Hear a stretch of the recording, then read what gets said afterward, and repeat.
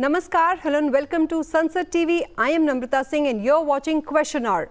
This show focuses on questions raised by the members in both Houses of Parliament concerning matters of national interest.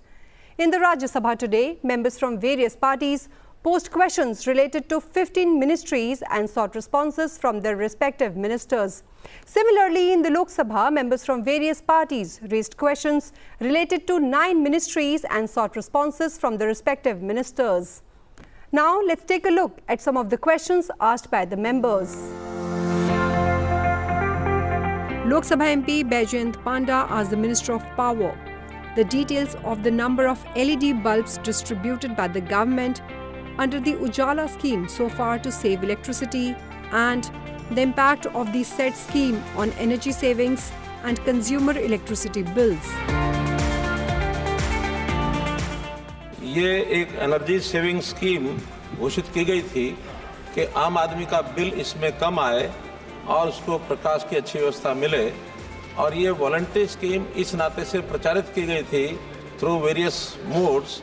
उसके बाद states इसमें कितना interest लेती हैं उस पर निर्भर करता है। बल्ब की उपलब्धता ये प्रारंभ की गई थी क्योंकि नई स्कीम थी, इसलिए उसमें कुछ कंसेशंस भी अलाउ किए गए थे। बाद में उस कीमत को, क्योंकि मार्केट के अंदर जब प्रचलन हुआ तो मार्केट में बहुत सारे बल्ब आ गए। अब उस प्रदेश में कम क्यों होते हैं, ज़्यादा क्यों होते हैं, प्रदेश का जो डिस्कॉम डिपार्टमेंट है उनको डिस्ट्रीब्यूशन सिस्टम को अपने को ठीक करने के लिए, बिजली बचत करने के लिए प्रमोशन में उनको भी आगे आना चाहिए। जो सरकारें आगे आती हैं वहाँ इस बल्ब की सेल डिस्ट्रीब्यूशन अच्छी हुई है। जो सरकारें प्रदेश की सरकारें आगे नहीं आती हैं वहाँ ये स्थिति बहुत सामान्य मिलती है। ESL कंपनी जो एक केंद्र सरकार की CPSU है, उन्होंने इस प्रोजेक्ट को जब शुरू कराया था तो 1 स्टार बल्ब यही मार्केट में लाए गए थे। बाद में 1 स्टार के बाद 3 स्टार भी आए थे। अब 1 स्टार और 3 स्टार की एफिशिएंसी को देखते हुए अब ये सारी मार्केट जो प्राइवेट मार्केट है वो सब इसमें आ गए हैं। अब इसको इम्प्रूव करते हुए 5 स्टार रेटिंग के जो बल्ब हैं वो ESL जो है वो सप्लाई करते हैं, लेकिन 5 स्टार में अभी मार्केट में जो प्राइवेट प्लेयर्स अभी नहीं आए हैं। लेकिन इसको और इम्प्रूवमेंट करने के लिए जो 5 स्टार रेटिंग है उसमें पर्याप्त बल्ब उपलब्ध हैं और एक बल्ब 70 रुपये के हिसाब से वो सप्लाई किया जाता है अभी भी इस बार।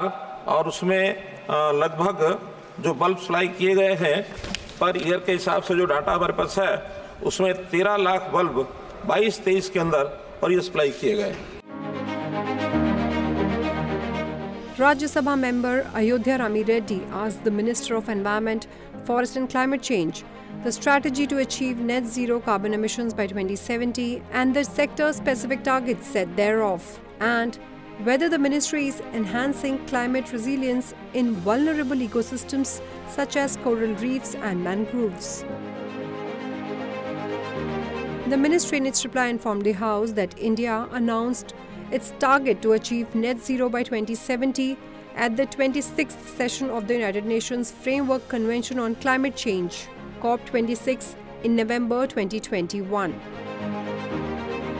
In pursuance thereof, India formulated and submitted its long-term low greenhouse gas emission development strategies to the UNFCCC in November 2022, which reaffirms the goal of reaching net zero by 2070.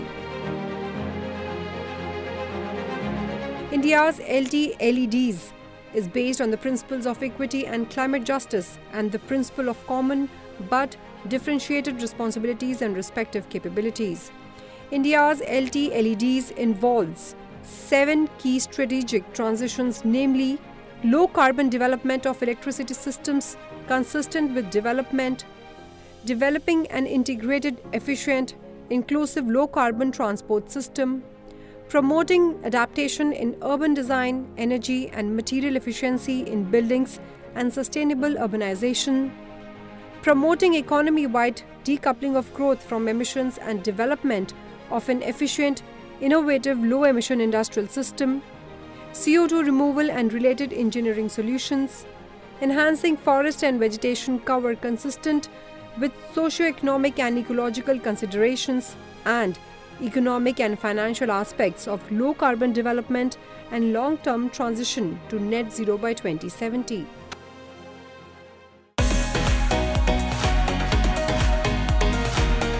Lok Sabha members Janardhan Mishra and Ravindra Shukla alias Ravi Kishan asked the Minister of Civil Aviation the details of the steps taken by the government to promote efficiency in air travel through digitization, particularly with the help of Digi Yatra app, and the roadmap prepared to further enhance efficiency and digitization in air travel. For seamless contactless travel, डिजी यात्रा को launch किया गया था 2022 से हमारे airports में ये वितरण भी हुआ है sir and we have been getting excellent feedback and माननीय सदस्य जी ने जो पूछा था वो airport feedback mechanism already established है सर उसके तहत डिजी यात्रा का भी अगर कुछ फीडबैक वो देना चाहते हैं तो वो ज़रूर वो उसका मैकेनिज्म भी है दे भी सकते हैं और अपनी तरफ से भी उसको डिजी यात्रा ऐप को और कैसे इम्प्रूव करें इसके ऊपर भी बहुत अपने मंत्रालय में भी पीरियडिकली हम भी रिव्यू करते हैं सर हम भी रिव्यू करके इसको कैसे बढ़ावा और दे हम हमारी तरह से ये प्रयास लगातार जारी है सर और इसके बारे में अभी फ़िलहाल 15 एयरपोर्ट्स में ऑलरेडी ये एस्टैब्लिश्ड है सर अभी 12 अभी वहाँ पे लॉन्चिंग के लिए अभी तैयार है 12 और एयरपोर्ट में और 11 और में लगाने की कोशिश भी हम कर रहे हैं सर अभी जब ये पूरा डिजी यात्रा ये अराउंड 30-40 एयरपोर्ट्स में जब लग जाएगा 90% of the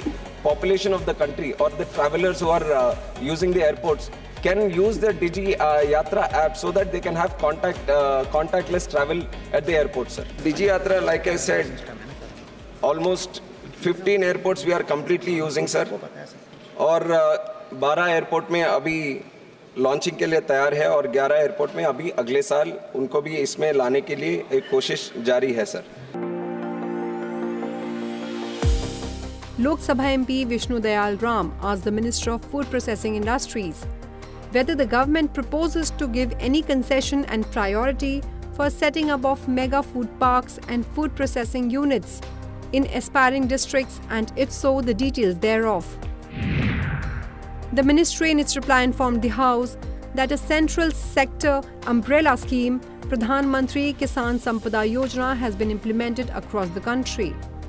Designed to ensure overall development of food processing sector in the country, the scheme aims to provide incentives for creation of food processing and preservation infrastructure. PMKSY has several component schemes which include agro-processing cluster, integrated cold chain and value addition infrastructure, creation or expansion of food processing and preservation capacities, and Operation Greens to provide for financial assistance for setting up of food processing infrastructure or units in the country. The ministry also informed that while it does not provide concessions or accord priority for setting up of mega food parks and food processing units in aspirational districts, but the following concessions are provided for proposals received from difficult areas under the component schemes. These include: for eligibility, the applicant's net worth can be up to 1.5 times the grant in aid for those in general areas. A term loan must cover at least 10% of the project cost, compared to 20% for applicants in general areas. Equity must be at least 10% of the project cost, compared to 20% for applicants in general areas. The minimum project cost is 1 crore rupees, compared to 3 crore rupees for applicants in general areas. And grants in aid are 50% of project cost compared to 35% for general areas, with maximum limit of 5 crore rupees for CEF PPC, 10 crore rupees for APC and cold chain, and 15 crore rupees for OG schemes.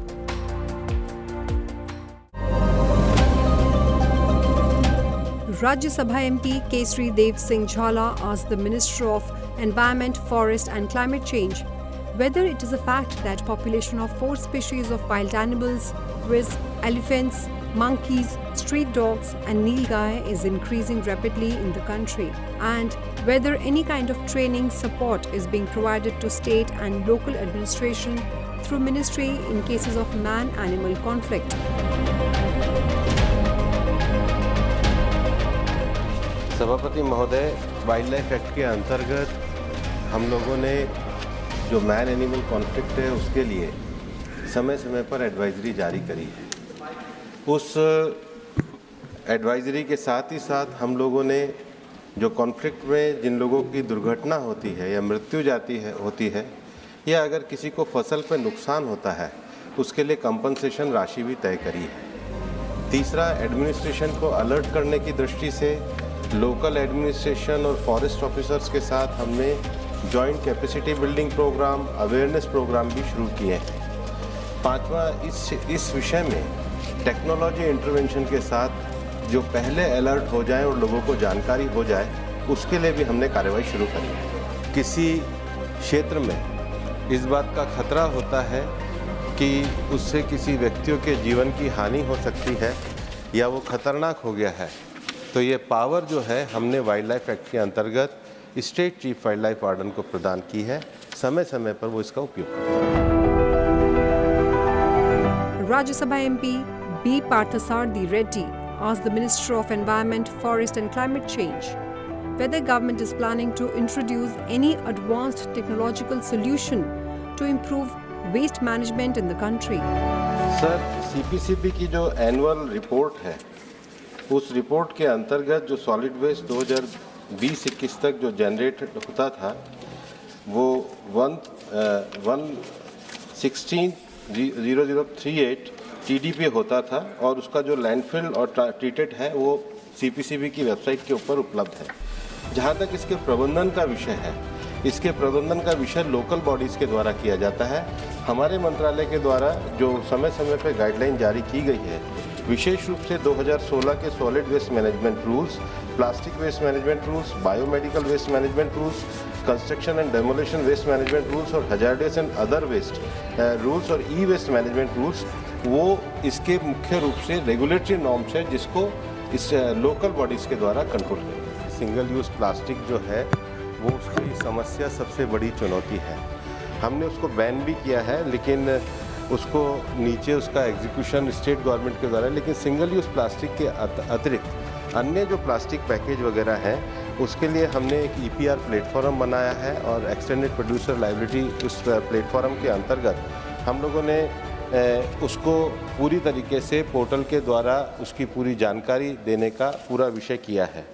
लेकिन इसके साथ ही साथ हमको ये भी पता है कि एक्सटेंडेड प्रोड्यूसर रिस्पॉन्सिबिलिटी में वेस्ट टायर का भी विषय आता है, उसके साथ प्लास्टिक पैकेजिंग का विषय आता है और जो एक और बड़ी चुनौती है वो वेस्ट बैटरी के जो है वो, और अभी जो सबसे बड़ा एक विषय है वो ई वेस्ट का है और जो यूज्ड ऑयल है वो भी काफ़ी ज़्यादा मात्रा में प्रदूषण को फैलाता है। इसके लिए पूरी गाइडलाइन और रूल्स हमने करे हैं, मिनिस्ट्री की वेबसाइट पे भी उपलब्ध है। ये 2022 और 23 में हमने जारी किए हैं। Rajya Sabha MP Dr. Fawzia Khan asked the Department of Space details on the current status of government's effort to mitigate space debris, including any technological advancements or international collaborations in this regard. Whether any strategies and technologies have been developed or planned to be developed by government for the active removal or cleanup of space debris. The department in its reply informed that internationally accepted space debris mitigation guidelines recommended by UN COPUS and Interagency Space Debris Coordination Committee are followed to the maximum extent possible in all space activities by ISRO. The currently adopted mitigation practices include limiting release of mission-related objects, such payload covers, etc., preventing on-orbit explosions through robust design measures and end-of-life passivation, venting of excess fuel and discharging batteries, etc., removal of satellites and rocket bodies at their end of life away from densely populated regions of active satellites.